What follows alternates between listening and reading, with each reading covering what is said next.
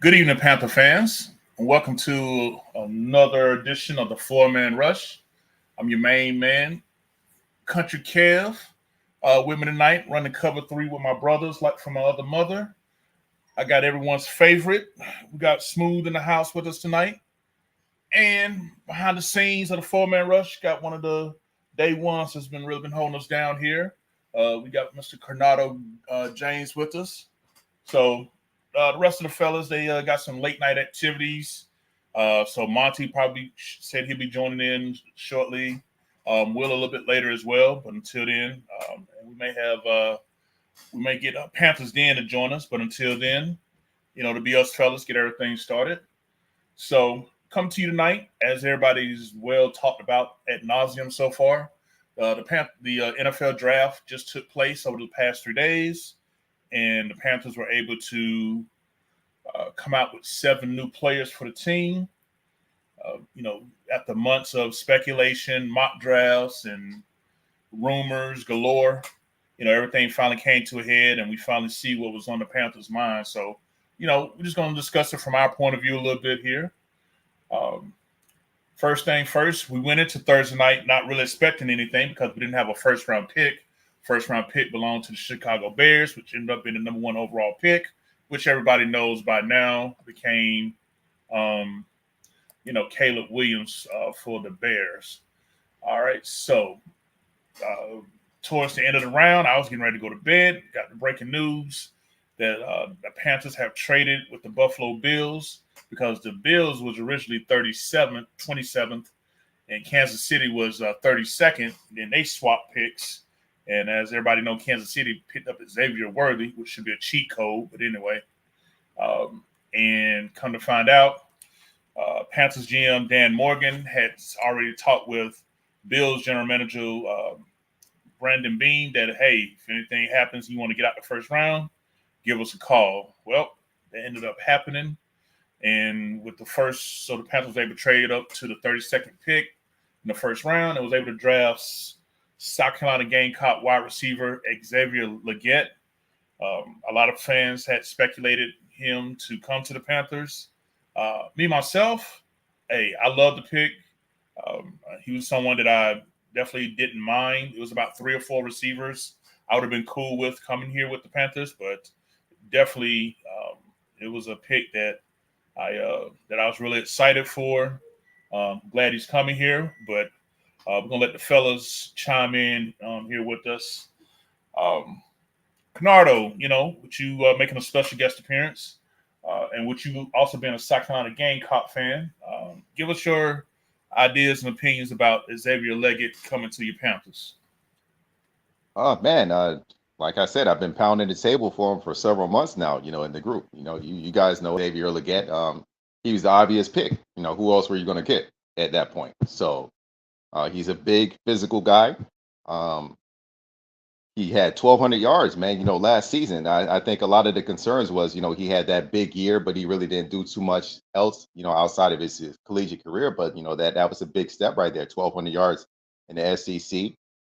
You've been looking for that big target, that big weapon.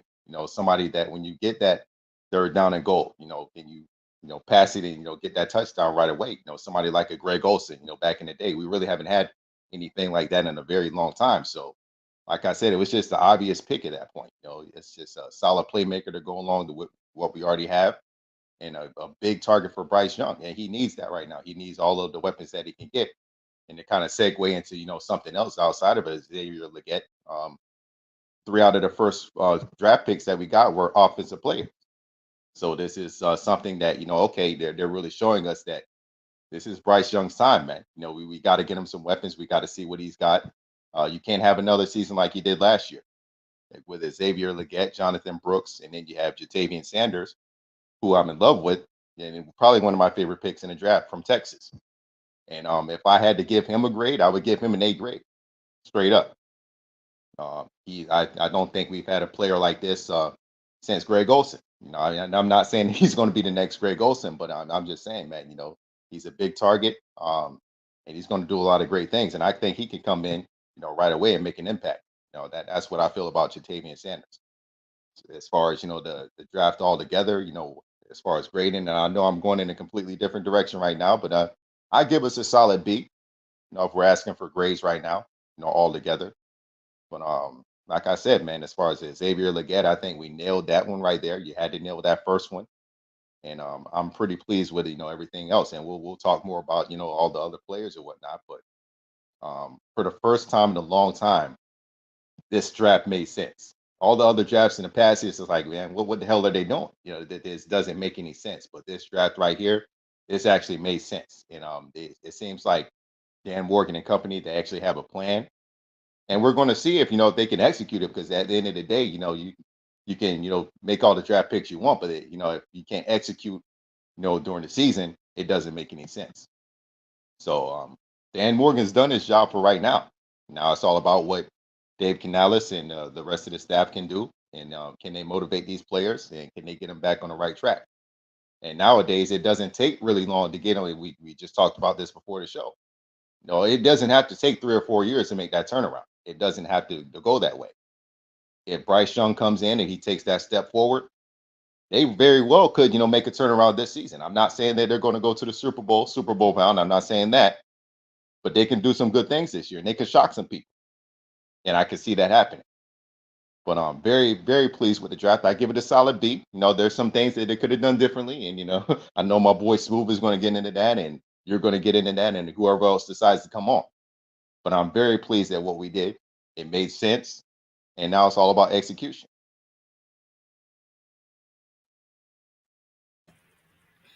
Hey, well said. You know, definitely, definitely feel your sentiments there. So now we're gonna switch it over to Smooth. Um, Smooth, go ahead and let the folks know how you feel.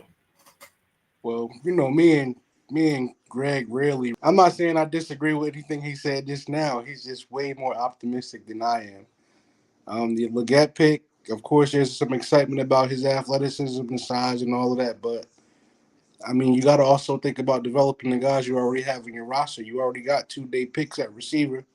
I'm sorry, 2 day 2 picks at receiver that y'all just washed away as a fan base. I mean, what the hell did we do with drafting Jonathan Mingo last year? Tell me the exact differences between these two guys. Both big, physical, sub 440 type guys. Like the same guy to me, probably just used differently, but you already have that type of skill set on your roster. So if I got to take anything away from that first pick that we took, it's just that you already have that skill set.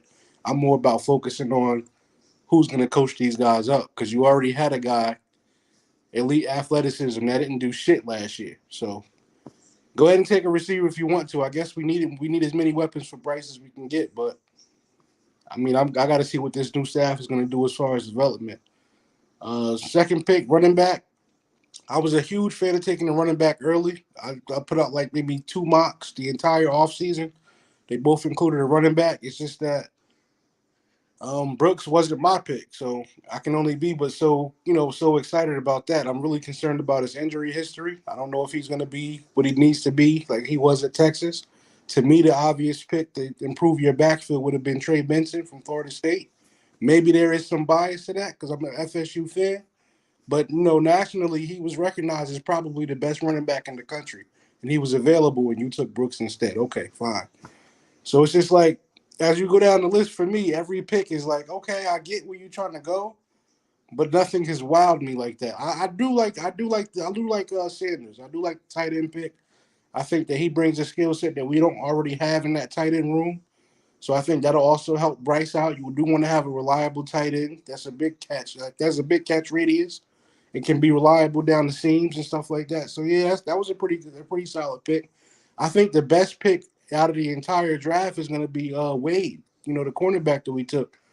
He just has a higher ceiling than I see than everybody else. So if I'm excited about anybody, it's going to be him. Linebacker from Kentucky. I think his tape is trash. I agree with a lot of people say that you turn on the tape is garbage. So I'm kind of I'm kind of curious as to why Dan Morgan played linebacker, but he can't pick one out. That's just where I'm going to be with that. I'm very negative right now, and I have every right to be because we haven't been good in almost a decade. So whatever draft it is, we ain't shit as a football team. So it's just like, all right, whatever. None of the picks that I wanted, what did we get? And also, we did nothing to improve the interior offensive line. Nothing. Like they were guys out. I was a big Bew Lemon fan. What did he go down to, like the 6th, 7th round? Just add a guy just so you can add some competition to your room. You didn't do that. So everybody talking about getting Bryce fucking weapons to throw to. We ain't thinking about protecting him still. I don't care what you did in free agency. It's no guarantee that old veterans are going to hit. So I should just me. I'm always looking to improve my interior offensive line or my tackle situation. Always, because I invested. I gave up assets into a franchise quarterback. Every single draft, that should be my focus to protect him. And they didn't do any of that this year. So that's just my thoughts on it. The draft is the draft. I went out and spent $1,000 on retail therapy while the draft was on Saturday. So I didn't give a fuck, bro. Just being honest. Yeah, that you did. You definitely was on a shopping spree, and we was keeping you updated. But I think you wasn't really too interested. But yeah, I mean, it's some fans that that agree with you and feel the way you feel. I'm just looking at some of the comments here in the chat. I'm about to share here in just a few moments. Here from our fans that's just joined in. But the follow up what you said though, I agree with some of the points that you made. Me and you are trench guys, Smooth. So I definitely was pounding the table, for us because when the opportunity came, we could have got JPJ with pick 39, passed on him. If we was gonna do linebacker, Edrin Cooper was sitting right there. If we're gonna get a linebacker, let's get a linebacker. But passed on that too. Okay, we did the trade back to get the second round pick for next year. Okay, cool. From a value chart points wise, yes, it was a very good deal for the Panthers. What the Rams gave up to move up them 15 spots. The head scratching part was us trading back up to 46 with the Colts. That was a head scratcher for me to draft Jonathan Brooks. Could we have stayed there and still got him? Possibly, with him battling the injury. But hey, Smooth, since it was your guy, what do you have to remember what pick Vincent went and who he went to by chance? I don't know the pick. He went to the Cardinals though. You went to the Cardinals? Okay. Yeah, so like I said, let me be honest. I kind of like the guys that we have on the roster. Not really Miles, but I'm a big fan of Chuba Hubbard. But I also wanted to get a guy that I knew that was going to be good in pass pro. Because if everybody noticed, both Miles and Chuba were absolutely trash in pass pro. Absolutely garbage. While you max protect, it didn't matter. They couldn't stop linebackers from blitzing at all. So it was going to always be like, all right, if we're going to get a running back, I want him to be a complete back, which Trey Benson was. Now, I'll be honest, I don't know too much about Brooks as far as pass pro. I don't know what he does in the pass game, but I know for a fact Trey Benson is an absolute dog when you got to step up in that pocket and put a hit on the linebacker. So I wanted to complete back. That's what I was looking for. So maybe we have that, but I don't see it yet. Yeah, and a good friend here, Robert Rollins here, chiming in. He says, that is my question. I get running back. We got the first running back in the draft. Was he the best available? No, Trey Benson to me was the best running back available. He's the best running back in the country. Like he do all three things well. He runs the ball well in between the tackles. He has game-changing speed. He can catch the ball out of the backfield, and he can block for your quarterback. That's what you want in a running back. He had the whole package. I just don't know. I don't think that was the best pick. I like Brooks' acceleration, but he don't have run away from you speed to me at all. Okay. Hey, Canardo, jump back in here, man. How do you feel about what's been said about Brooks so far? I mean, like I said, man, like Lawrence said, we don't disagree often, and I'm not disagreeing with him this time. Is Brooks the best back in the draft? Probably not. But you got to look at what he does great. Does he have that breakaway speed? No, he doesn't, man. But is he going to go down at that first tackle? Probably not. Yeah, he's a big guy. He's got some size, man. So he's going to break those tackles, man, and he can make some plays. And he's definitely that bruiser that we need. And that's another thing that we've really been struggling with. We haven't had that type of bruising running back since the Jonathan Stewart. So that's what you want right there. let me just there's two things that I want to drive home tonight. And one of those things is Dan Morgan has a type. We talked about this time and time again in the offseason. He's looking for dogs.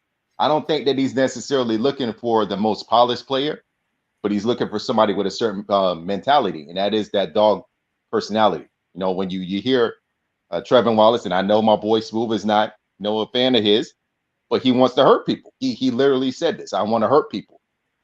And you have somebody like a Xavier Leggett, who's a country boy who likes to go out and hunt wild boar with his bare hands. I'm just kidding about that. He doesn't hunt wild boar with his bare hands, but he does hunt them. And we see the physicality with him. He's a dog. All of these guys have something in common. That's the first thing I want to drive home. The second thing that I want to drive home is basically that Bryce Young, like I said, going back to what I said earlier, he has to have those weapons, man. We're going to go as far as he takes us, Bryce Young.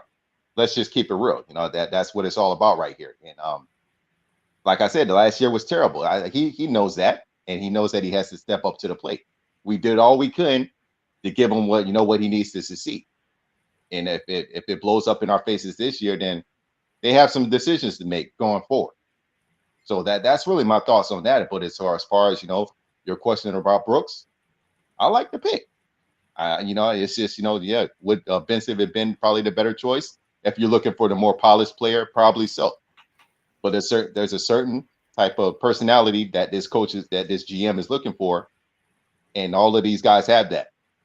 Wade, who's 5'9", 165 pounds. He has the heart of a 6'4" dude, 250. That's the type of heart that he has.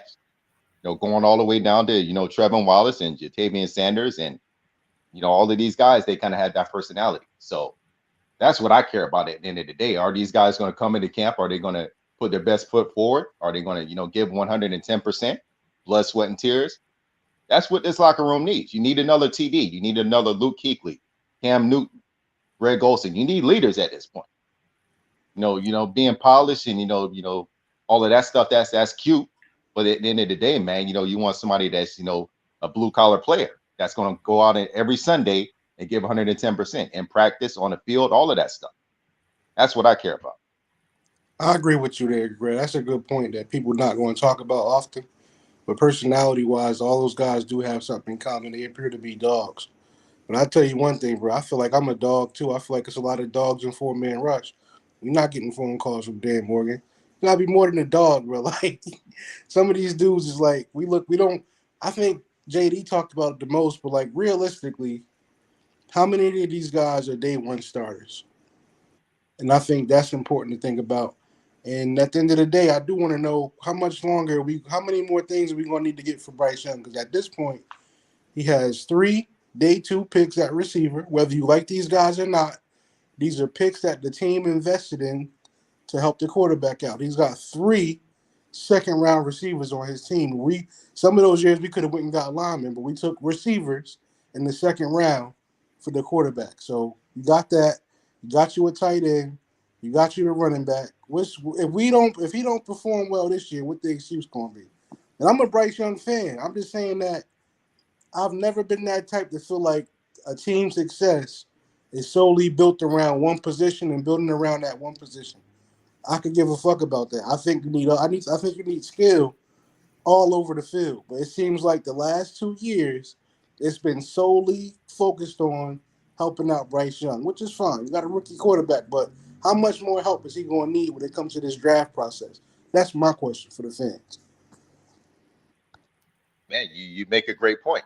How much more help does he need? But at the same time, and I definitely understand and I agree with everything that you're saying. But look at what this guy was given last year. He was brought in an impossible situation, in my opinion. And he was given a 1,000-yard receiver. That's one thing. So absolutely. Say what you want about Adam Thielen. He got you 1,000 yards last year. He was productive. You went and traded and got a guy. You went and got a guy from the Steelers that's supposed to be a dog. Like you said, these guys got to be dogs. He get an attitude when he don't get the ball, so I guess he a dog. And then you went and drafted another receiver. So as it stands, you got 2 proven vets and 3 day 2 picks at receiver. Well, these picks could have been for improving other parts of the team as a whole. So I feel like where we at now, there's no excuse for Bryce. No excuse at all. He better come out and perform, bro. That's all I can tell you. And you know what? And I'm gonna put my neck out there, man. I think he will perform. I definitely think he is going to perform. He's going to take that step forward. I think he has a competent staff now. He did not have a competent staff before. I think we all realize that at this point. A coach that didn't necessarily want him. So I do think he takes that step this year. I'm not saying he's going to pass for 4,000 yards and 30 touchdowns. I'm not saying he's going to do that.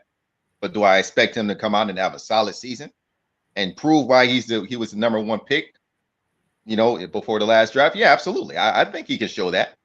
Is his time, so hey, he has the weapons now. He has the coaching staff, a competent coaching staff.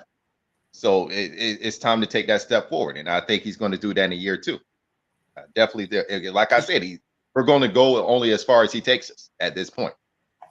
It's not going to be a good season if he doesn't have a good season. I'm sorry. It's not. So all the people out there saying that we're going to have 3, 4, 5 wins, they very well could be right if he has a bad season, if he throws another dud this year. I think, hey, Canardo, I think they overthink this thing, right? I think you got too many guys getting paid millions of dollars to go through this draft process. I think a lot of them just don't know shit. I think a lot of us could be GMs at this point, bro.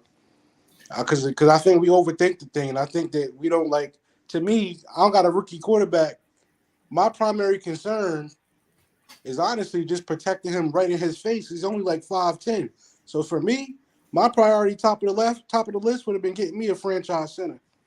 I'm not about to experiment with a guy that plays some center at minicamp over the years of his career and possibly a backup Brady Christensen that could possibly play. I'm not taking those shit. I'm going to get me a dog at center, bro, because Bryce Young is only 5'10" and can't take pressure right up in his face. That would have been priority to me. But we went and got another day 2 pick at receiver, bro. So I just think that they overthink this thing a lot. And that's why I don't have no interest in this shit no more. I think we could all get paid to go out and beat GMs, bro, because it's not hard, bro. It's not rocket science. If you watch the Eagles, they didn't do anything special. Every fucking round, they went and got the best player on the board, whether it was a need for their quarterback or they went and got the best player on the board every round, bro, and got steals out of that. I don't get why this is tough, bro. I don't get. And then when I hate when the motherfucker trade back or trade up, everybody on fucking Twitter, oh, he wheeling and dealing now. Look at Dan Morgan. Y'all said the same shit about Scott Fitterer, bro. I don't want to hear that shit. I don't want to hear about, oh, we got all these picks for next year that we lost and we'll get Bryce Young. Like, bro, just draft the best player, bro. Let's move on. I just don't have no patience no more, bro. I be whatever. I'm gonna watch a little bit of football in September. If this team is still trash, you goddamn right, I'm gonna be cutting that shit off and going shopping. Got every right to feel that way. I'm not mad at those that are impatient, because this is, like you said, it's been almost a decade since this has been a good football team. An organization in general, it's been a bad organization. So I mean, that's just the reality of the situation. So I can understand why you're impatient. I can understand why thousands of other fans are impatient. They're ready to see everything come to fruition. They really are, and they deserve a good season. We as Panther Nations, we deserve that. So we're going to see. I mean, like I said, man, we've been talking about it, over the last several years, and we get excited during this time of year, all to be let down come September. Not even a month forward, in September. And let's just put aside the notion that preseason doesn't matter. I need to see something in preseason, to be honest with you. I got to see it in preseason. Don't come to me talking about preseason doesn't matter, because if they look like trash in preseason, there's a good chance that we might be trash in regular season too. So, no, I'm not trying to hear any of that. Oh, it's a vanilla playbook right now.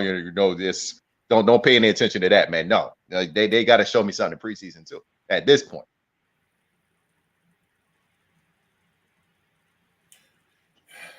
Hey, FSU bias or not, bro, that's the best running back in the country. Everything about the resume says that. So whatever. I didn't come up here and knock Brooks at all. I'm just saying there's ACL history, and I just think that there was a better running back on the board. I like Brooks, and I say he don't have that top end speed. He's not running away from nobody. That's all. But yeah, I agree with Conrado. He's a bruiser. We haven't had that in a while, so I think we made the right decision going to get a running back early, because I think that's a better way to help your quarterback than drafting a receiver in the second round every single year. But I just like doing better. That's all. Yeah, Smooth. You was talking about teams, you was using the Eagles, example, like they first two picks were cornerbacks. You know what I'm Back saying? to back. Yeah, back to back, first round and second round. So I just And really those think guys were the best on the board. right, And exactly. you wouldn't solidify the defense because you probably already had the best front in the league already. So, and they didn't do that. They didn't do that that was by accident too, just from getting the best player. They already had defensive tackles last year. They still went and got one because he was the best player on the board. And look what comes to that, bro. You got a full talented defense. Is probably going to be one of the best in the league, bro. Oh yeah, definitely. And I just really think that, like you, man, I was really, really wanting us to grab us a franchise center. I have a little short list. I thought JPJ would have been going in the first round. I wasn't expecting him to be sitting there looking at us, come day two. That was total shock to me. Don't know why he dropped, but that definitely wasn't expected. As everyone probably knows, I was a big fan of Smooth. You put me on to him back in September. Cedric Van Pran out of Georgia. I think he hung around to like the fifth round and finally got scooped up by the Buffalo Bills. Bo Lemer ended up going to the Rams. What's the other cat's name? Zach Frazier ended up going to the Steelers, who fortified their line. I think they invested 3 offensive linemen, in their draft. Hell, even the Cowboys invested 3 offensive linemen, you know what I'm saying, in their draft. So, yeah, man, it was like I said, if we could have got any one of those guys I just named, I'd have feel a lot better. Not that I'm feeling bad about this draft, me personally. I just done been humbled from being too overly excited about, Christmas as we just had over the weekend. But it's a lot of our fans, as I'm looking through the comments here, that really felt the same way about the interior. For again, our friend Robert Rollins said, "Oh my God, a defensive tackle. We needed depth." You know what's funny about that? The defensive tackle that we did end up taking. If you go to those Senior Bowl highlights, Bueller was whooping his ass, rep in, rep out, and he was there too. So it's just at some point, especially on day 3, it should just be about taking the best football player. Ain't no way you went there. Ain't no way you got to that round and thought that defensive tackle was better than Bueller at center, bro. It just ain't gonna add up to me. I think they overthink this thing too much, man. I think these guys getting paid way too much money. Something ain't right, bro. I don't see good football teams too often go through an entire draft and don't really address the trenches, bro. Right. I don't see it. Now, this next coming here, I wasn't able to confirm it yet. I did hear this myself to think that the reason why we traded back up in the second round to get Brooks, it was that says Dan may have gotten the heads up about Dallas looking to trade up, and Brooks was their guy. Now, it has been confirmed that Jerry Jones desperately wanted to get Jonathan Brooks. I mean, he's already there in Texas, playing at Austin. Wouldn't surprise me. Brandon Beane looked out for us because it was confirmed that the Patriots wanted the 32nd pick and they wanted a wide receiver. So, Beane called up Morgan. Hey, Patriots want to make this move, man. If you still want to do it, I look out for you. You grab your wide receiver, I grab a wide receiver, and to hell with New England. To sum it all up, probably how the conversation went, because as soon as your guy Smooth, Keon Coleman was drafted by Buffalo on day 1 on the very first pick on day 2. So, who's to say, what was the logic and the reason? Hold on, Smooth, Adam back. What was the logic and reason for the trade up? Like I said, I really was kind of caught off guard by the trade up there back with the Colts to get number 46. As far as the rest of the guys go, I know you said you're not a big fan of Trevin Wallace. Really not a guy I really had heard of. So I just figured I would just, you know, find whatever film I can watch on him and, form my own opinion. Um, I like the you know, way he attacks the football. I like his skill set. I like the fact that he got some speed to put up that linebacker position, but I mean, I'm a little bit bothered because his tape is really trash. That's all. yeah, he seemed like someone that just from a stat point of view, he had 5 sacks, 20 quarterback hits just last year. So if nothing else, he gets after the quarterback, which we desperately need from the linebacker position. He looked like he's an inside linebacker. Looked like he would play, the inside linebacker or the Mike position. I think the thought process in going to get him is how we going to replace Frankie Louvu. That's how I look at it. Mm-hmm. Yeah, because Louvu, was known for getting after the quarterback. So, but like I said, could have got Edgerrin Cooper, with the 39th pick and would have got the best of both worlds. But hey, he's in Green Bay now, and my daughter is thrilled about that. Now, you said you was a fan of the tight end, Jatavian Sanders. Monty had been hollering from the roof about him. He even pulled up the tweet he did back in November that literally said, I could see Jatavian Sanders on day 3 being a Carolina Panther. And I'd be damned if that's not exactly how it started off. So shout out to Monty for foreshadowing way back in November what finally came to light in April. It's funny because a lot of our fans, when we was big fans of Georgia tight end last year, Darnell Washington, oh, he a great blocker, but he don't catch. Now it seems like it's the opposite for Jatavian Sanders. Oh, he can catch, but he can't block. It's like, damn. I don't care about that, Cam.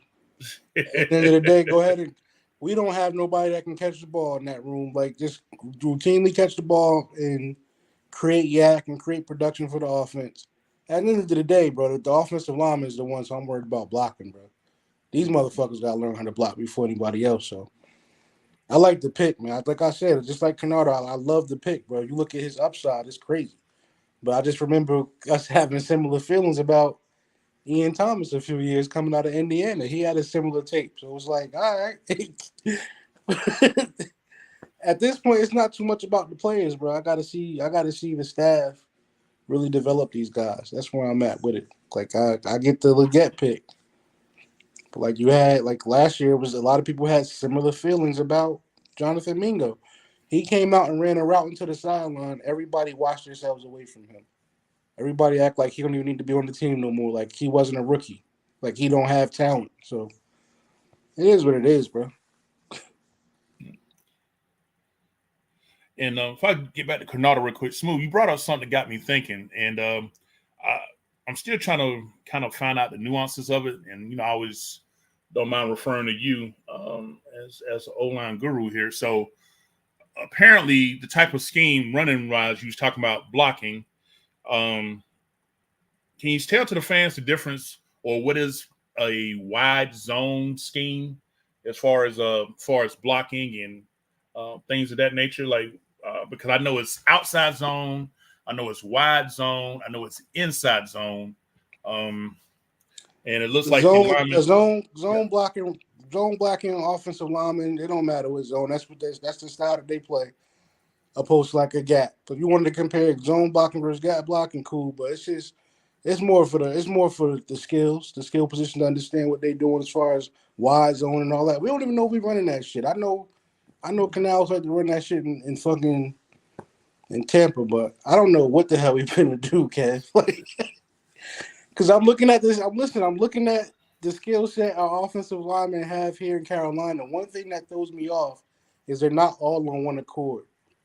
You get what I'm saying? I like Taylor Moton is not the type of tackle that Icky is, if that makes sense. Hunt is nothing like any of the interior guys that we have already on the roster. I don't know.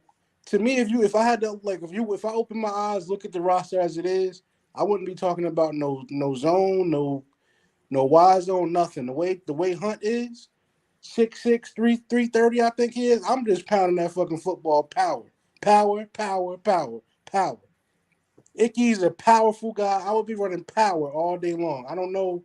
I don't want to like this zone shit. Okay, but you got guys that are good at moving north and south. So, like I said, back to this, I think the more pressure is on the staff than it is the players at this point because we've drafted guys that have had talent and we haven't utilized their abilities. So, where we going with this, man? We just got to sit back and hope that we pick the right person that coach. Let's be honest. Yeah. We didn't even have to draft. We didn't even have to do the 2024 draft. Do we have the right coach? I think that's what matters the most at this point. You guys were more into receivers this year than last year. I'm just checking out this comment. I know there was a lot of splits on this one. It says AD Mitchell's skill set fits what Bryce Young needed, particularly with the things he's pro ready for, and we don't have a lot of time to get Bryce Young right. Don't really have time to waste in the developing. What's your opinion, real quick? He could fucking around and break Bryce Young, bro. He could end up like Sam Darnold, broke. All the talent in the world, because you didn't do what you had to do, broken. Can't fix him after that. Right. Canardo, let's get to this next pick here because we kind of he got dropped real quick. I wait from the chime back. One of the guys you said you like because you say you felt like he had the most upside was our 5th round pick. Smooth. How is it pronounced? Cha Smith Wade, I think. I'm just gonna call him Chow Young Fat. Okay, there go Coronado. I was just talking to Smooth about our 5th round pick, the DB, and I call him a DB because he said he can play nickel and he can play outside corner. Chow Wade Smith out of I think it was out of Washington State. Yeah, about 5'10", look like he about $185. From just what I heard Louis Riddick said, he said he's definitely an alpha. He's definitely an alpha dog that the Carolina Panthers got. Looks like from what I've seen, he don't mind playing man coverage, whether it's press off the ball. He seems to also do well in zone. Definitely look like he's someone that not scared to come up and tackle in the run game as well. But again, you guys are more into the DBs and the skill players. So, Canardo, what is it that you have found out about Mr. Wade Smith that you like and you think will be a good fit for the Panthers? Oh man, like I said, I definitely have to do a little bit more research on him, for sure.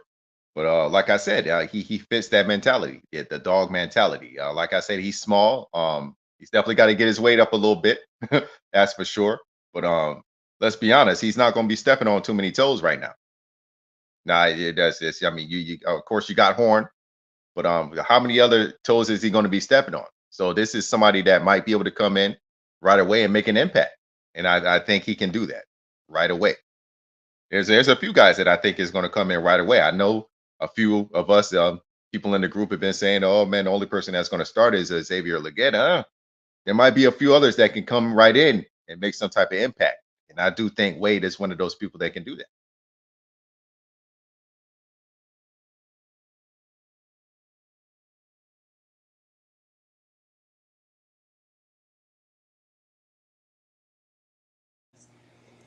Hey, I see a comment about power requires pulling guards. This Big Myers ain't pulling. I think he's talking about Hunt. But if that's what you're saying, you better go back and watch that tape in Miami. That's all I can tell you.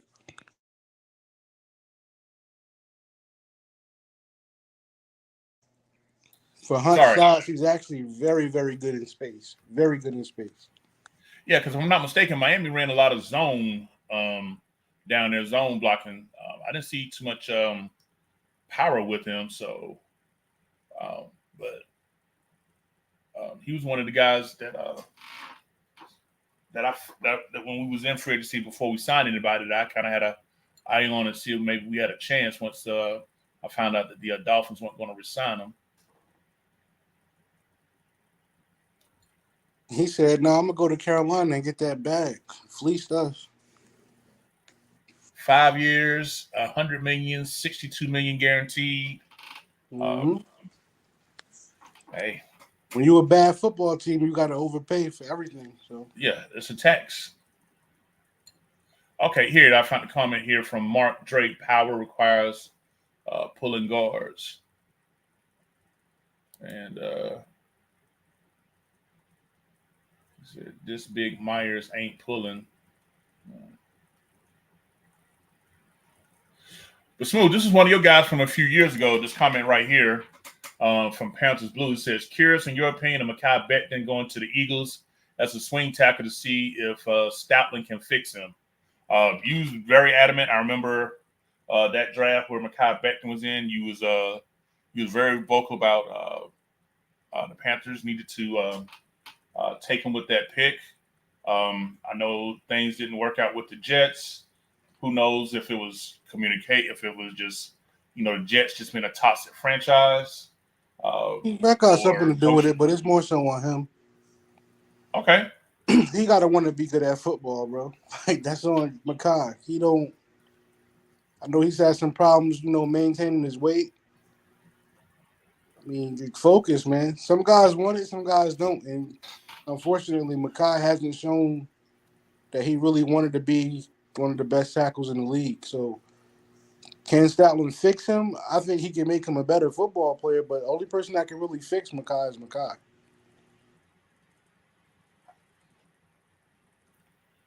I got the same sentiments for Icky, bro. Like I'm watching other young up and coming offensive linemen going to work out with Big Willie in the offseason. They're going to see your boy Duke and them.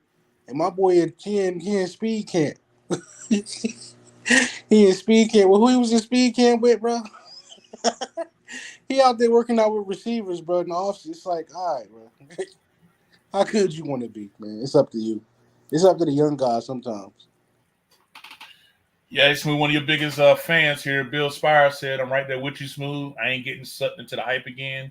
We have some decent, promising picks, but I will pass judgment after I see some W's. So That's a fact. man, it's big facts. This one here, again, I had mentioned it earlier, teams that took care of the offensive line. Steelers got Frazier and McCormick. That's how Yep. you draft. Yep. So, another comment here: a team with O-line problem goes to an O-line deep draft and walks away without an O-lineman. Yep. So, And you look at the Steelers, you gotta look at the Steelers, they lost a receiver, they lost a weapon. They wasn't going crazy. I gotta get somebody to replace him. I gotta get a weapon for Russell Wilson. No, nigga, they went and excuse my language, but they went and improved their trenches some more. right. Yo, I swear this shit is not hard, bro. It's really not as hard as people make it. I don't know who. I feel like Scott Fitterer is still in the building somewhere, bro. He just under a different name and playing a different role. But this shit is not complicated. We make it complicated for ourselves every single year.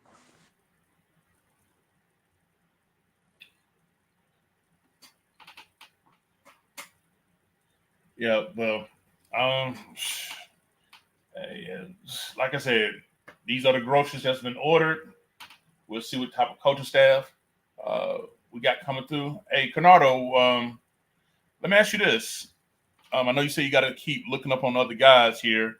Back to this, because we got some fans I'm seeing in the comments asking about Tevin Wallace here, and I know you and Smooth are on opposite sides about him here. I know you was talking about him having dog. Here it is, right here. Yeah, thoughts on the trip. Okay. Must be having a connection issue because he keeps dropping. I guess him mentioning his willingness to play special teams. I got a lot of people feeling like we spent a third round pick on a special teamer. Depends on what Evero's defense, what he's going to do as far as with his linebacker alignment. Our base is going to be the 3-4, so I'm assuming he would be an inside linebacker. in our nickel sub packages. We run the 40 front, it's 2 linebackers. If we run the 30 front, it's 3 linebackers. I mean, is he someone that's going to be on the field? Definitely curious to see how he goes. Canardo, let me ask you this: with Shaq Thompson coming back, and with the signing of the guy from Denver, Josie, I believe that's his name. How you say it? And it looks like we added a 7th-round linebacker, a guy named Michael Barrett, or Bennett rather, out of Michigan. And a little bit of film clips I saw of him look like he could do a little something for us, potentially special teams and possibly. What do you think of our linebacker situation right now? Yeah, I think Trevin Wallace, he's in a situation where he's going to have to earn his stripes. It is what it is. There's no way to sugarcoat that. He's going to have to come in. He's going to have to earn his reps. But if he wants it bad enough, I think he can get in there because he does like getting after the quarterback. He's physical. He's going to replace Louisville, like what Smooth was saying earlier. That physical, that nasty kind of linebacker that we need. So he's going to have to earn it. But I definitely, if I had to bet money on it right now, you're going to be hearing his name this season for sure. He's going to get in at some point. Because of the physicality and the way that he plays and his mentality and what he's going to do in practice, and I think he's going to give 110% in practice, and that's where it starts. So I definitely can see him. It's just one of those things. He's raw. He has to be molded. He's going to make mistakes. He's a rookie, and the simple fact that he's not as polished. But I have I have all the faith in the world that he's definitely going to be hearing his name this upcoming season for sure. And the fans, some of the Kentucky fans have spoken very highly of him because we have a few of them in our fan base, Kentucky fans that have watched every game with them, and they love the pick. Now maybe they're being a little biased or whatnot, but hey, that comes with it. But I trust their work. I really do. I agree with you 100%, man. And I guess the reason I was also hyping on the fact that 3 straight years we've been taking receivers with our day 2 picks. Look at what we got to do on defense, man. Like outside of Shaq Thompson, who do you really believe in linebacker? What corner do you believe in outside of J.C. Horn? What edge rusher do you believe in? I just think that some of that day 2 talent, going forward, it's got to be used on improving that defense, man. I don't see it. I don't believe in nobody in that linebacker room, bro, besides Shaq. Like I said, I hate to cut you off, man, but like I said, those some of those starters better watch their backs, man. I'm telling you right now, these players are not playing around. These guys that are coming in, they're not just comfortable just making the team. It's not a situation. I got drafted by the Panthers. I'm gonna sit back and just play my position. Nah, it's not that type of party. These guys coming in to play. They're coming in to start. And if they slip up for a few games or whatnot, and these guys get in and they get an opportunity, watch out. And Trevin Wallace is that kind of player. Smith Wade is that kind of player. They better strike. They better tighten up. They better ice up, son. Because it's going to be like that. I guarantee you that. They got that dog mentality. So I can see that happen. Yeah, this comment here, I wanted to share. It says, need to hope Trevin Wallace works out better than Brandon Smith. They seem like similar prospects, and we passed some good players at that pick, including linebackers. JT Jr., for example, they're talking about Jeremiah Trotter Jr., who, hey, shout out to the Eagles. Anybody that follows, who's just a football fan in general, knows Jeremiah Trotter was one of the better linebackers for years in the league, played for the Eagles, and now his son just got drafted to play for the Eagles. So he was out of Clemson, and keeping the family legacy going. It's definitely good to see that take place. I'm sure that was a surreal moment for their family. What happened to Frank Gore's son?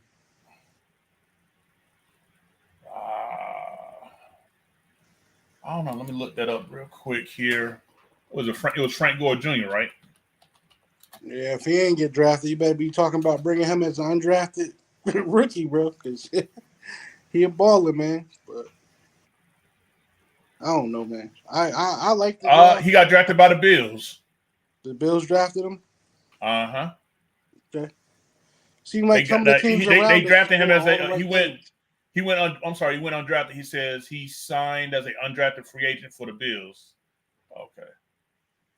It seems like teams around us that we have relationships with seem to understand this game a little bit better than we do. Like I don't think people look at the chess being played by Brandon Beane in Buffalo. You got a call from the Patriots about taking that pick, knowing that they wanted to go ahead and get Leggett or go get Keon Coleman. You said, you know what? I'm gonna call my brother. I'm gonna call my Panthers. Let them get one. I'm gonna get the other and leave them stinking. You got to play Yeah. chess, man. I mean, we don't got to Got play to. two. We basically playing checkers in the NFC South because I don't know what the hell the Falcons are doing. Look, I'm not happy about this team that we got right now, but you can't pay me to be no Falcons fan, bro. They got it bad too, but you got to be thinking about getting better for your team and also being better than the guys in your division. Like, I wish that competition came back. Like, we don't seem to. I want to win the NFC South at this point. I'm tired of just talking about winning Super Bowls. We ain't nowhere near that. Can we get back to trying to win a division? Can we get I'm back with to can we have some pride in beating our division rivals once or twice a year? I'm Yeah. 100% smooth on that one.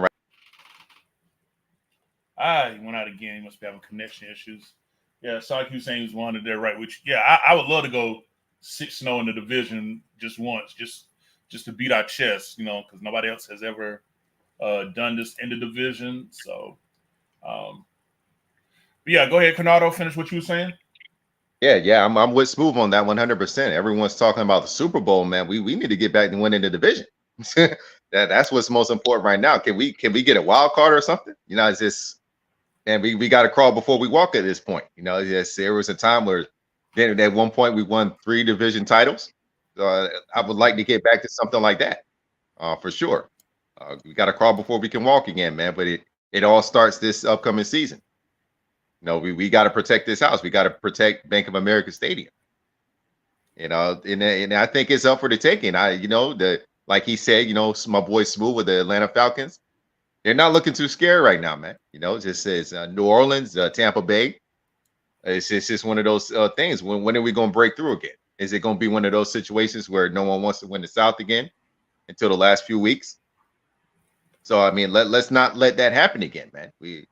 I think we have a solid enough team that I'm not saying that we're gonna go too far this year, but I think we can make some noise. I got all the confidence in the world in that. I really do. It's got to be more than 2 Yeah. wins, that's for sure. So since it was a hot topic and we don't rant through, I'm sorry. Go ahead, Smooth. What you about to say? No, I said I don't think nobody keep it as real as Cage Luke and Carl Van. Carl Van said Icky likely a bust. Yeah, I saw that.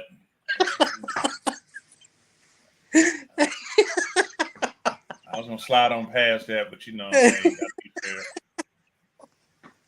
fair. He not even lying, bro. Hey, man. We'll see. I always said year 3, so hey, year 3, put up or shut up.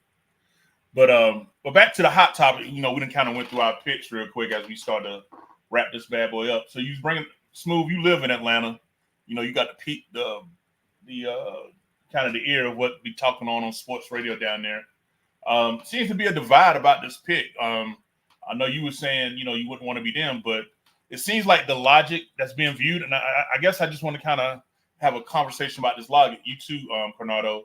The logic to justify the pick is saying, looks like the next 2 years, the quarterback class is going to be trash. It's not going to be deep, and the fact that with Kirk Cousins coming off, at 36 an Achilles tear, they're thinking about securing the future because they feel like that with Cousins at quarterback, they're going to win enough games to where they're not going to be in position from the 20s to be able to be in position to get another quarterback again.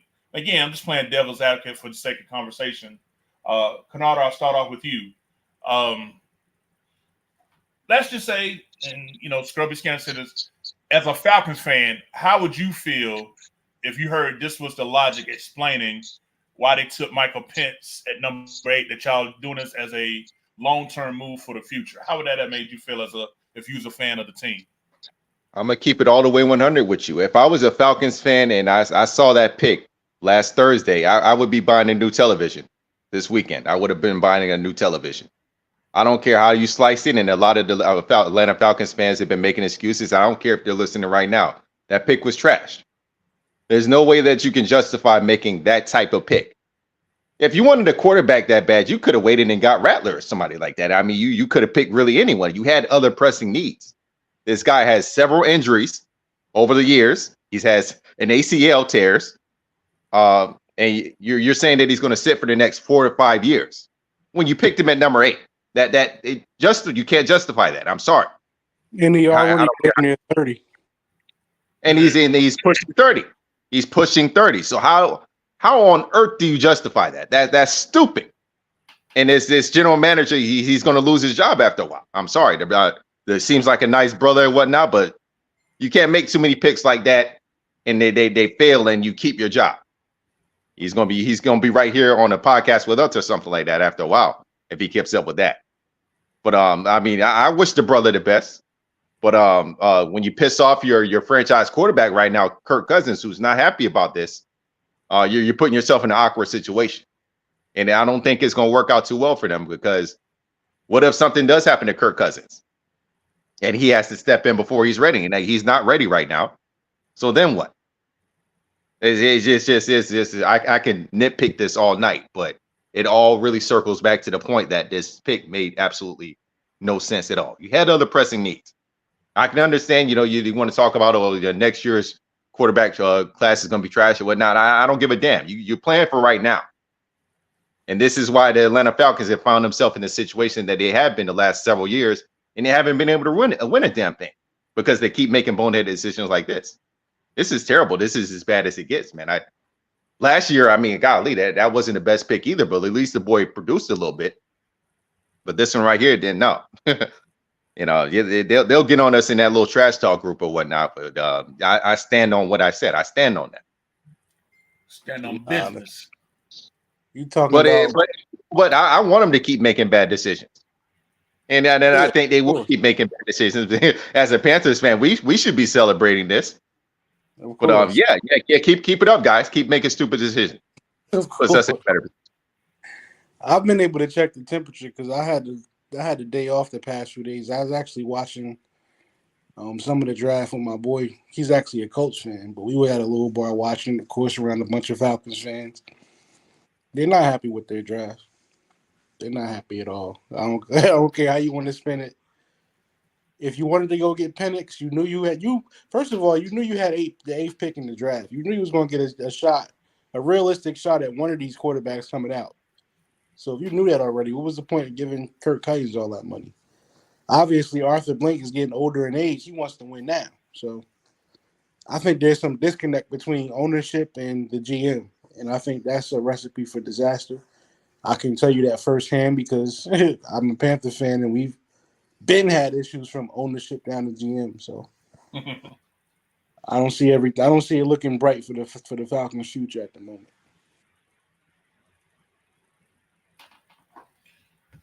Yeah, well, like I said, it's just it's going viral because I've seen it on TikTok. Them posting the reaction of Falcon fans when that pick was announced from when they was at the stadium watching it live. Fans throwing down their hats and all this and that, and just slamming TVs and all kind of stuff, man. So, as a Panther fan or whatnot, yeah, I hope it all blow up in their face. But I don't know. They from I'm hearing, they're looking at it as, hey, this was the second best quarterback in the draft, even though he wasn't, drafted as high. And the belief is, after Cousins gone, he's going to take over, and they're going to run the division. Is the vibe that that some of their fans are trying to put out. They ain't never ran a division. Why would that change? In 50 years, they ain't never ran in no division. So I ain't worried about that. Right. I think Bill Spires had a good question, man. He asked about Zavala, Chandler Zavala. And I think a lot of people forget about him. Just like everybody tried to watch Mean go away, He was just drafted last year, like 365 days ago. Give that man a chance. And I feel the same way about Zavala. My only concern is offensive linemen that come off of lower leg injuries, man. How effective will he be? But he was still somebody that we invested in. So I'm hoping that he can come into camp and push some guys to compete and maybe earn a starting spot somewhere in the future. My biggest concern was really center, man. I don't that Austin Corbett move to center, because you seen him play some center in training camp, a little bit of preseason. That just tells me you're not so serious about protecting Bryce Young. You super serious about getting him guys to throw to, but you're not that serious about protecting him, and I think that's a problem upstairs. Yeah, I mean, I don't know why Zavala came out looking like hot trash last year. I don't know again if it was uh, what it was. I mean, he was looking god awful out there. I think one game he played, he gave up like 8 pressures by himself. So again, maybe he was thrown in a little too early. Whatever the case may be. Um, You got to you know, always remember that you as good as the guy next to you when you play the offensive line. So he's standing next to hot trash at left tackle. How good you want him to be? He actually came out playing decent. Like in the preseason, he was okay. yeah, And then Wills just came off. But you got garbage right next to you. It's not so much. It's only so much you can do. I think he needs time to develop. I'm not washing him away. He was just drafted last year.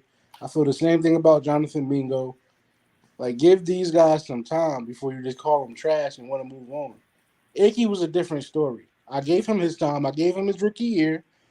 You can't come out looking like that and expect me to have confidence in you. Because, like, I feel like Icky got worse. I feel like not just by the year, Icky gets worse by the rep. And that's concerning for me. And the fact that you didn't spend this offseason trying to get with one of these gurus and getting better, Icky might be a bust. Like definitely a Carlos said. possibility. As much as I hate to say it, because I got his jersey, but yeah, it's definitely a possibility. I mean, I got to keep it real with that. That's why I'm gonna be honest. I'm glad as a backup that we signed. What's his name from Green Bay?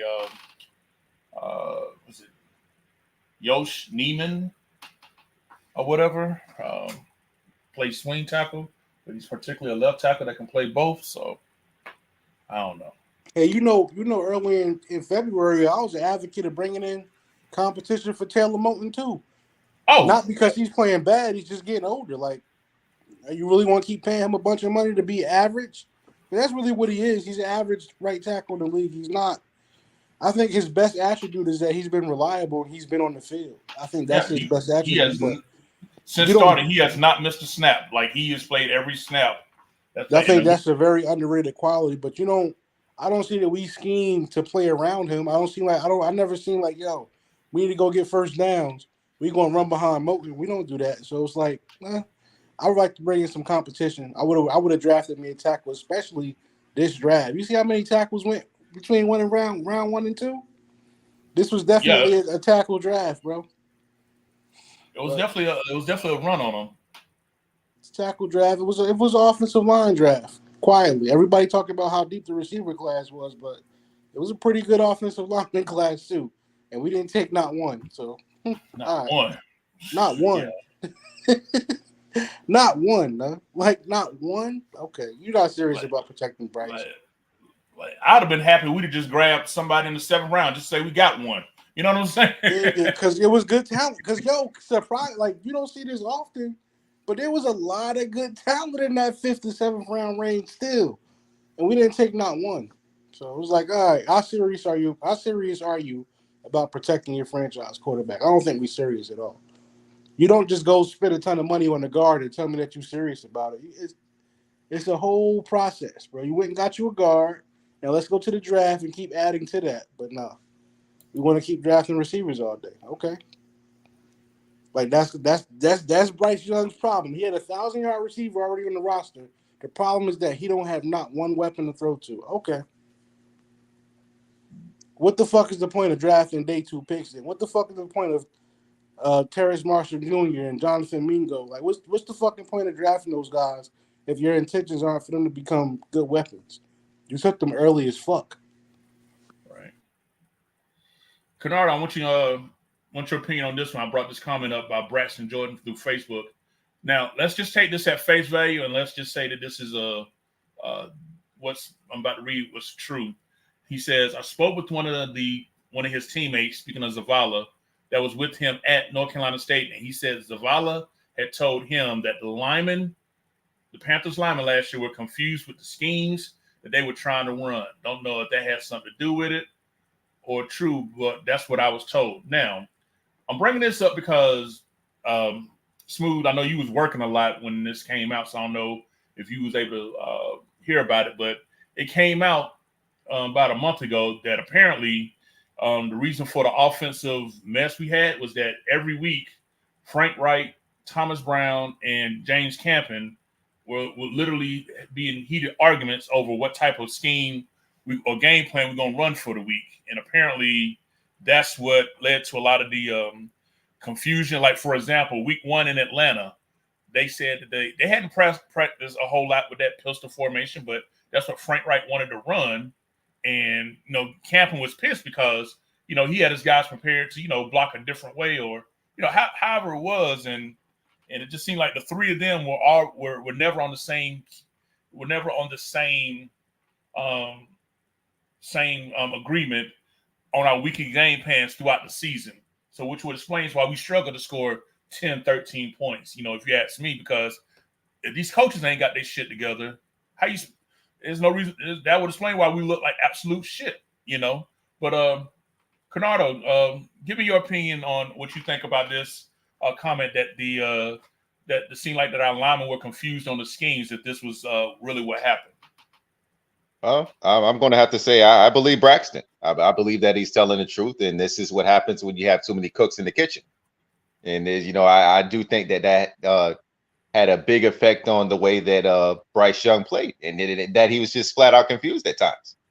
It was not a cohesive unit as a full last year. It was not a cohesive unit at all, and that's why we ended up winning 2 games because of that. Because you got this one coach saying this, the other coach saying that, and it confuses the players. Maybe the veterans might be able to get past that, but when you have those rookies like a Bryce Young, who's still wet behind the ears in the league, yeah, that does have a big effect on it, and it showed every Sunday, man. So yeah, I could believe something like that. Where there's smoke, there's fire, and that's why I'm hoping that this year that it's definitely a more cohesive unit, that they're all on the same page. Because if everyone isn't on the same page, it's the same thing that's going to happen again. It really is. So I can believe this, Kevin, for sure. Braxton Jordan did, yeah, 100%. And I went back. Remember, we went back to the hire of Frank Wright, and everybody was so excited, including Bryce Young's dad. Have you seen that status? Bro? It seemed like it always work out like that. When you try to get a whole bunch of all-star names and put them on one accord, it never works. I think that if Frank Wright wanted to be successful, he should have just brought in his own guys, every last one of them. But he had brought in a whole bunch of people he never worked with before. And I think that might have been a problem. But I think as far as the roster stands, that should tell you it should just be a reset. Give everybody another chance. Give Mingo another chance. Give Zavala another chance. Obviously, they were working under distress. I think all of 2023 should just be a wash. I think that everybody should get another shot except Miles Sanders. He's absolutely garbage. But outside of that, I think everybody deserves another shot, man. Yeah, I've been. I'm sorry. Go ahead, Conrado. Yeah, Sanders is trash, man. I hate to say it, man. That's an experiment going bad. That's basically what it is. We tried it. He looked good under a great offensive line with the Eagles. I don't think he's going to work here, and I think that kid Brooks is going to take his position very fast. So he's going to be left out to dry, man. That's what it is at this point. Best of luck with him in his future endeavors, but I don't think he'll be in Carolina much longer, if you want me to be honest with you. Yeah, you the cap guy. I think his contract set up to where we don't even have to keep him next year. Yeah, I think we got his biggest cap hit. Let me pull it up real quick while we talk yet, because it was a 3-year, $24, $25 million deal. Here it is, Miles Sanders contract. Yeah, no, I'm sorry, it was a 4-year, $25 million contract. So this is just year two. Let's take a look here at his cap hit. But you can get out of it in 2025, right? Yep, after this year, he would only be, if he played this season, we can let him go, and it'd only be a $3 million dead cap hit. Yeah, that's a decent So contract. his contract was yeah. So yeah, it looked like his contract was front loaded too. So yep, because it looked like he got a big bonus base this year of $4 million, roster bonus of $2 million. So yeah, this year is going to be he gets a lot of money here. Looks like before taxes about 10.4 million. Last year he got about 11. I'm sorry, looking at the wrong thing, but yeah. This year he get he is the biggest cap hit, and then after this year we can get out underneath cut Miles Sanders before the start of the 2025 season, and only be $3 million in dead cap. So unless he gets back to that form that he showed us with the Eagles and with us drafting Brooks. But now here's the thing though, Chuba Hubbard's in his 4th year. I mean, are we gonna throw a little bag at Chuba? On I a like Chuba a re-sign? lot. I think Chuba is a Panther. I like I said, I just don't like his ability to protect the quarterback. He can't pass block. Maybe that's something he can improve on, but I like Chuba a lot. I just feel like we needed a guy that could come in and do it all. But Chuba's definitely a change of pace back, in my opinion. Okay, so you will resign Chuba? Absolutely. He's productive with the football. Absolutely. Okay. It's going to be Chuba and Brooks show going moving forward. There's a reason why they chose a running back in the 2nd round. There's a reason why.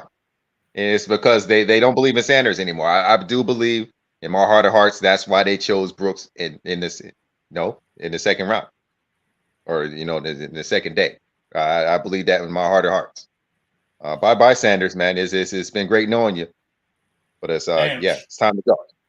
I just took a look over. I'm sorry, Smooth. I just looked over here. I got the TV on mute. NFL Network. Trey Benson went in the 3rd round, pick number 66 to the Cardinals. So when we traded back to 52nd, we could have stayed there and got Trey Benson easily if we wanted to run the back. So let me not be so pessimistic. Brooks is nice too, man. It's just that out of the two, I just wanted the guy that there was less risk with. Like, I think you know what you're getting with Trey Benson.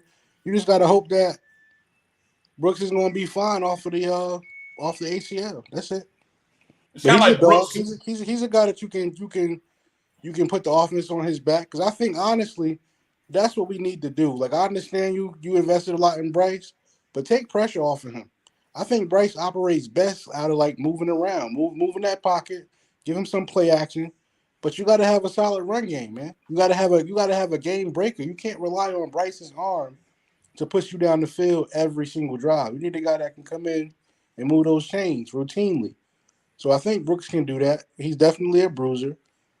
I'm not mad. I think I just came off a little bit mad because we didn't get Benson, but I like Brooks. I like him. Is he going to be the same guy off the injury? That's it. And I want to piggyback. It's kind of like Brooks is a B, but on. Benson would have been an A. Kind of like that type of scenario. Yeah. Okay. Go ahead, Conrad. I'm sorry.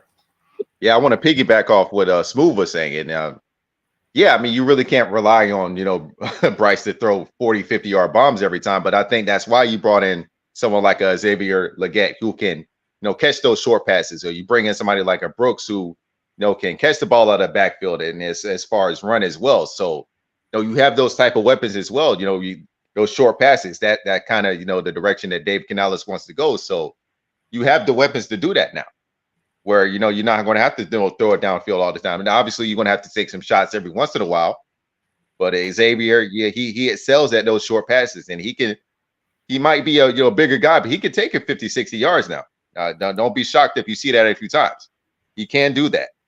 But he's more of a short route catcher, as well as Brooks, who can catch it out of the backfield and then take it from there, take it to the house. So keep that in mind as well. Yeah, I guess the only guy I'm kind of hurting for here by the drafting of Brooks, and it's just because it's just my own personal favorite.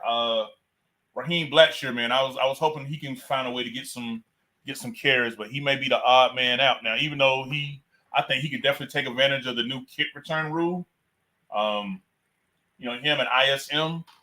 But yeah, so that's now 4 running backs. Shoot, we now got 4 tight ends. So yeah, when it comes down to set that roster, it's gonna be definitely some interesting moves that's gonna have to be made. So we'll see how that play out. Um, we've been on about an hour 15, so wrap it up real quick.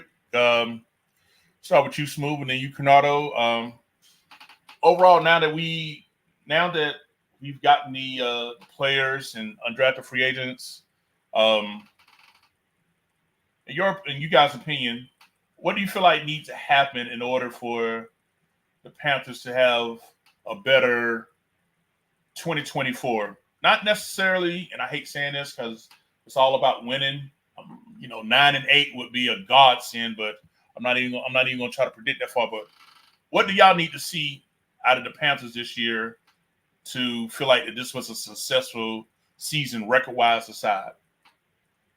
I need to see a coaching staff all on one accord for one. I need to see a strong running game. Like you spent so much money on Hunt. I want to see us be one of the more successful run games in the league. I think that's going to make things a lot easier for Bryce Young. And I'm curious to see if we can go sign somebody like Gilmore to solidify that back end. Because I believe in Navarro. I believe in the philosophy on defense, but I need to see it all come together offensively. And I think that they want to do that, but it's going to come down to the coaches, man. Coaching staff has to be improved. I don't know. I wasn't a fan of Canales' pick, but he's the coach, so I got to get behind him.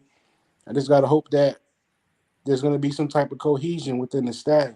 This is the first time I've been able to say this as a Panther fan. Like, really, it's really not about the roster at this point. I mean, we had so many holes. There were so many places to get better. So you can only do but so much in the draft. I think that we really need to see a scheme that makes sense. We got to see a clear vision from the staff. That's what I need to see for us to have some type of success. Canardo? Once again, this is something that I'm going to keep preaching over and over again. You'll hear me say this again. It's all about execution at the end of the day. No, what's done is done. You have the coaching staff now. You have the players. So at this point, man, it's all about the on-field product.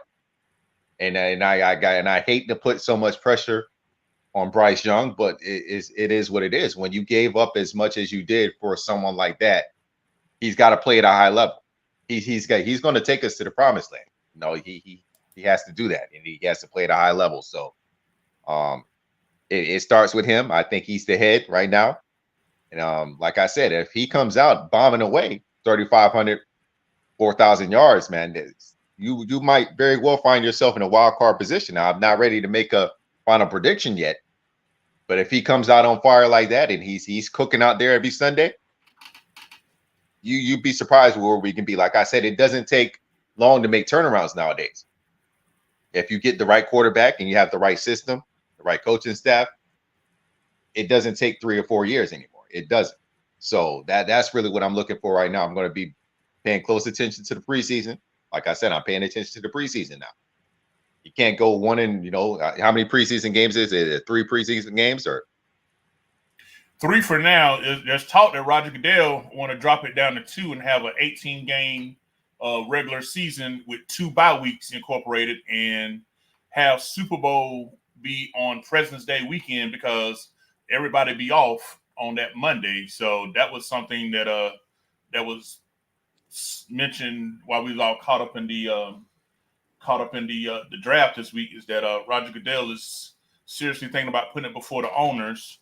Of course, not this season, but moving forward, 18-game regular season, and pushing the Super Bowl back to like mid to late, whenever President's Day. I think it's like the third Monday in February or something like that. So The reason they would do that is because there's been a lot of success with the joint practices that you have in the off season. So Mm-hmm.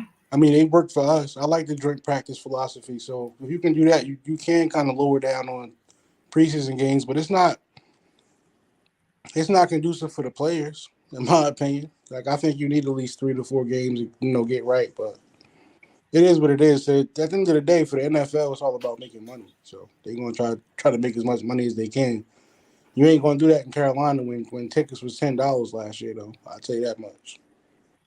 Yeah, and the Yeah. fact that Christmas is on a Wednesday this year, and they're talking about having a game on Wednesday. Like, imagine playing on Sunday, and you got to go right. It's already hell to get ready for a Thursday game. Now you telling me someone going to play Sunday, and then got to turn right back around and play on Wednesday just because it's a holiday. It's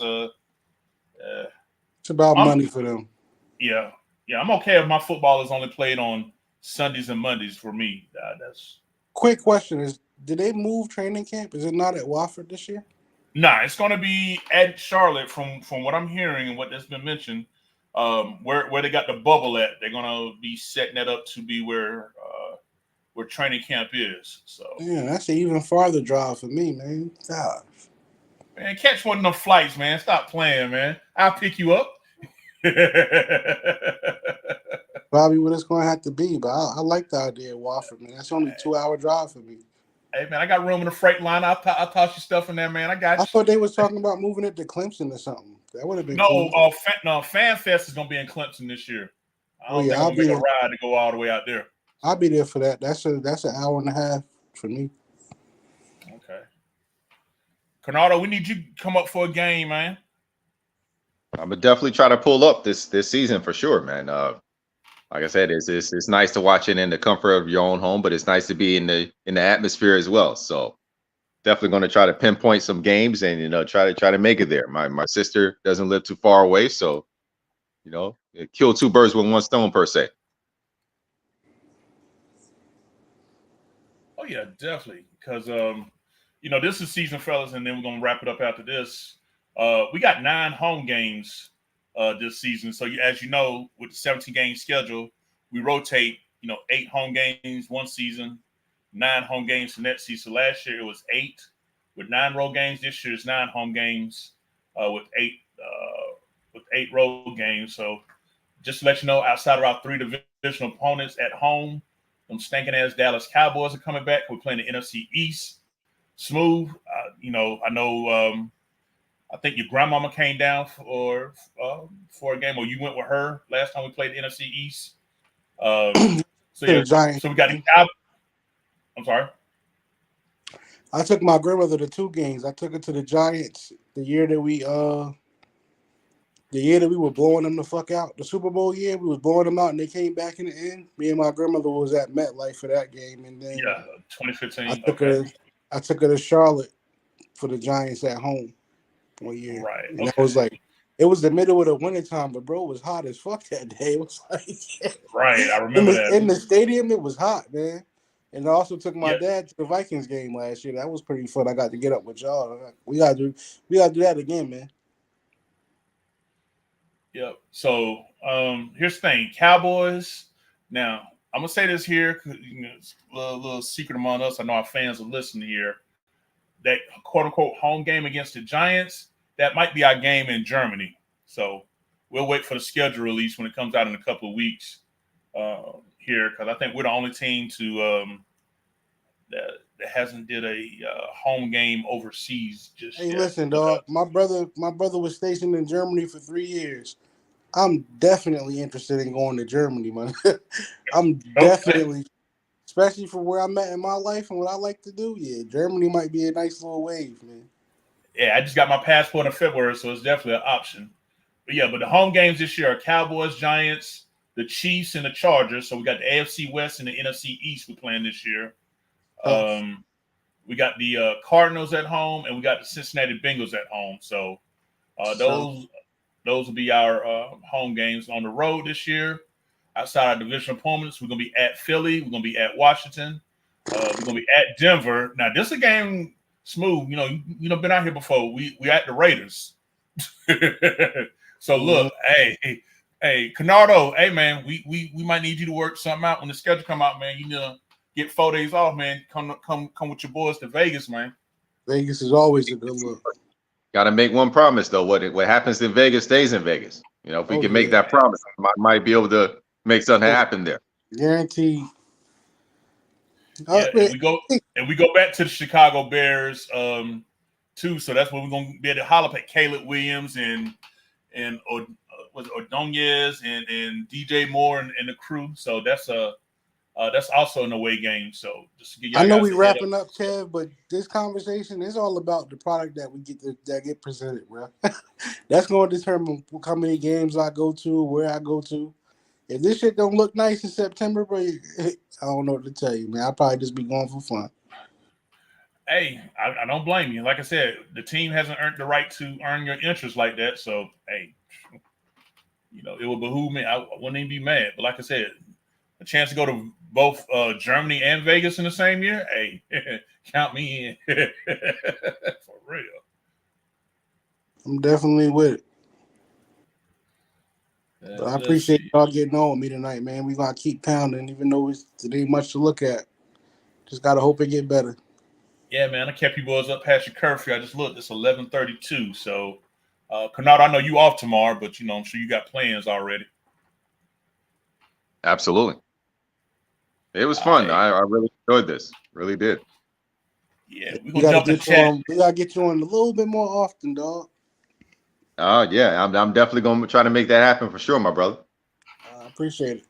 Yeah, because our fans in chat said we need to do more podcasts. Well, as Well, you know, before you do wrap up, just tell them what Canardo does, because people don't know how to put a face to the name. They don't really know what he does for us, but he's one of our day one guys.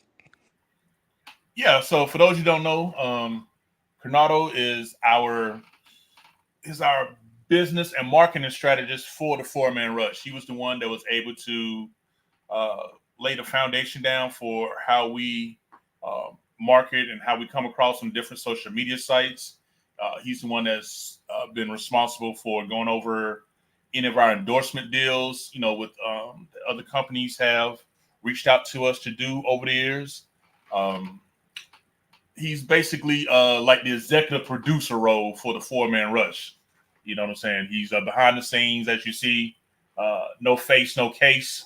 You know what I'm saying? But he's definitely a day one that has been a huge asset to the four-man rush in various ways. And outside of four rush, a damn good friend and someone I'm glad to call my brother. So good, honest guy.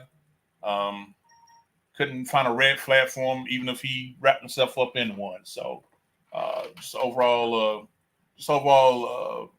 great asset to the four-man rush and a great human being altogether. So we appreciate you coming on, bro. Thank you. Love both of y'all, man. Y'all like brothers to me, man. Like I said, man, I just enjoy talking Panther football with you, and look forward to seeing what's going to come this year. And hopefully it's something good, something that we can all be proud of. Oh yeah, most definitely. So we want to get back in the chat and get other boys hell because I was waiting for Monty to jump in. He ain't show up. Will talking about he's still at dinner. Ain't nobody eating this damn late. Not no food anyway. But we're gonna leave Will alone. He might be eating something. This Most of type of us time, is single, so Yeah, most of he us is in live Miami. Monty. Most of us live a common bachelor lifestyle, so you know. I'm not surprised. Yeah, but yeah, it was definitely fun. We definitely got to do this again. Oh yeah, you mentioned smooth about Stephon Gilmore. Don't be surprised if he's not signed this week. From what I'm hearing, the deal is pretty much almost on the table. It's just kind of like, hey, let's wait and see what we do in the draft. So you guys don't be surprised if Gilmore is not quickly signed this upcoming week. Seems to be something that Dan Morgan felt extremely confident about when asked before the draft and after the draft about him. So I can get excited about that. Make it happen, and I have some more optimism for y'all. Oh yeah, that's definitely. a game changer. That's a total game changer. I'm pretty sure that it is going to happen at this point. Fingers crossed, but that's a total game changer for the defense if that does happen. Him and Horn, if they stay healthy the whole year, man, it's man that, like Lawrence says, man, that definitely, man, it can make everybody excited at this point. I think she's proven what he can do, and he hasn't really showed too many signs of slowing down either. So you got to think Right. Right. think about it. I agree Yeah. 100%. And Bill Spires, just for you, I don't care if we go 0-17. I'll come and sit next to you for a game, bro. I got you. Oh yeah, I've met Bill a few times, and he's also met my daughter as well. So yeah, Bill is like family. Bill is the cool white uncle at the cookout that's sitting back with his legs crossed, having a beer while dropping 4 books on the spades table. That's Bill. That's Uncle Bill right there. So Depending on what our record is, I'll probably be pounding whiskey now, but I'll be on the same page. Hey, you see, I just to talk about this team, I'm pounding down whiskey now, dog. It's hard to talk about. So hey man. Yeah, he says it's a done deal. yes, sir. Yeah, but I appreciate y'all, man. I'll holler at y'all. I'm probably go finish washing clothes, play some NBA 2K with one of my boys, Austin, who's also a diehard Panther fan. I met him on Twitter. But if anybody out there likes to play video games, man, we play a lot of NBA 2K, man. That's what we do. And y'all all keep right. pounding. All All right. right, Go man. ahead and Have a wrap good this night. up. Yeah, on behalf of the 4-man rush, this is Kevin Avery, Smooth and Coronado. Definitely appreciate you guys. Look like we got up to 343 people watching us. We missed you guys. We definitely gonna be more active. You know, we all got different work schedules, so we have to find time where we can get all on one accord. But we definitely gonna start back dropping more podcasts. So on behalf of everybody in the 4-man rush, keep pounding. Y'all be safe and take it easy.